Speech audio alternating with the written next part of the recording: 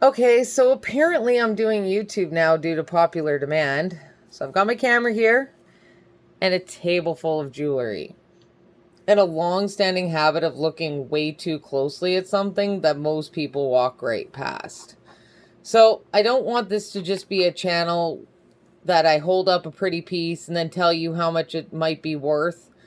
I want to show you what's actually hiding in them. See, you can pick up something and it feels like you already know what you're looking at. But then you turn it over and there's a mark you didn't notice. A clasp that may or may not match the rest of the piece, or a setting that clearly may have been done by hand, or construction details that make you even stop and think, why would they make it that way? And that's the part I love about my job, is not the pricing it, and not is this valuable question. The small, quiet details is what I love about my job. Those details change how I see an item, and once you notice them, you can't unnotice them. And this isn't going to stay limited to jewelry.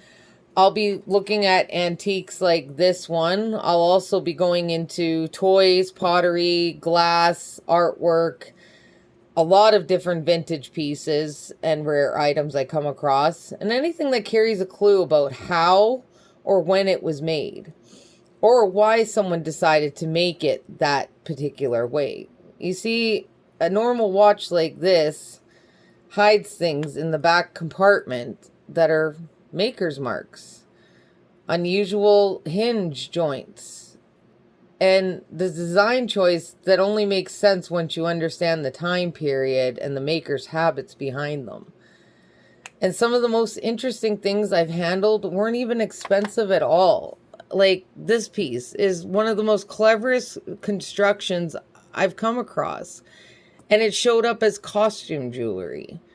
And sometimes the most ordinary pieces, looking like this, have a little minor detail on the clasp that changes the entire way I look at it. So I want to teach you how to spot those details yourself. What the marks actually mean, what the construction is telling you, and what not to assume just because something looks old or unmarked or just costume.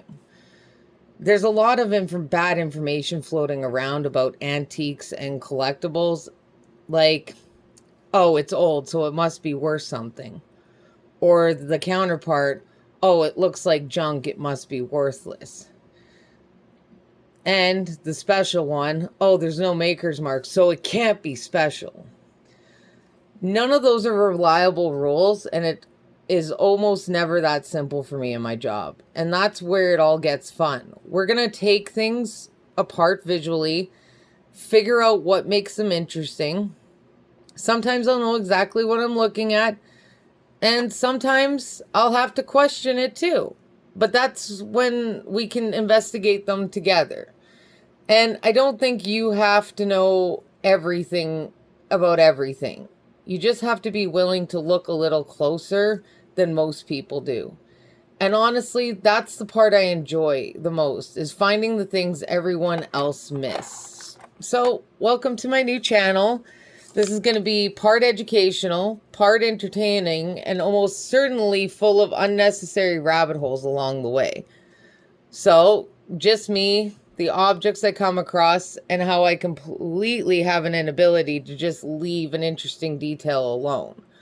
So now, let's start with these pieces here. And there's something about it I want you to see. And once I point it out, you'll probably never stop noticing it again.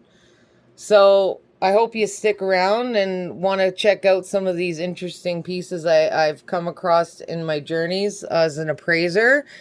And I really, truly hope you learned something. And please don't hesitate to leave a comment or ask questions about anything that you see, or if you have items that you just want to take a second look at, because just a simple brooch like this turned out to be 100% sterling silver, and it got mixed in with this brooch, which is not silver. So anyways, thanks for tuning into my new channel, and I hope to be able to educate and make things fun for everyone.